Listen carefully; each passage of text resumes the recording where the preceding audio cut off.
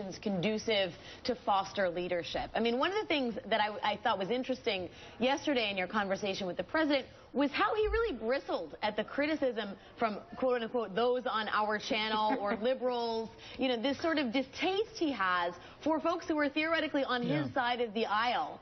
And I wonder if you think that there's validity in that, or whether we are not doing a good enough job to allow leaders to succeed.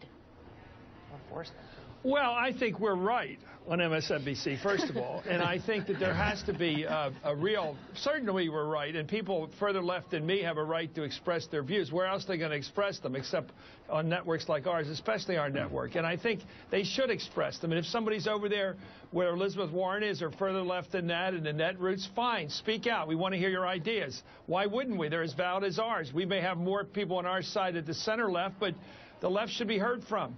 And I think he's wrong to have a problem with that.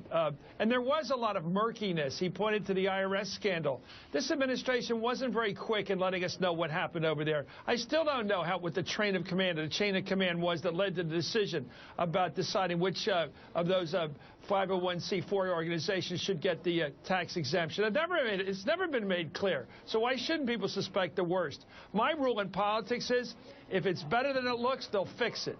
If it's worse than it looks, they'll leave it stand. And if they thought they had a better case to make than was getting out into the press, they should have made it. That's the job of a politician. Just for a second, I want to point out something. I haven't heard anything as smart as what I heard Reverend Sharpton say a couple of minutes ago in 5 years. That is the most perceptive thing I've seen. It just rocks me. The difference between the way F.W. Klerk handled the need for change and the inevitable election, democratic election of Nelson Mandela, a legitimate election, truly legitimate for the first time. He was never legitimately elected. For him to recognize his role in history, which was to be a patriot, at that point, is so different than the way Mitch McConnell handled the election of Obama. So different. And to set it up that way, that juxtaposition, they were willing, the McConnell people on to the far right, were willing to destroy the country in order to destroy Obama. Whereas to succeed in a country he loved, F.W. Klerk was willing to see it form to black rule so that it could be done successfully, so that he would have his country have a better future.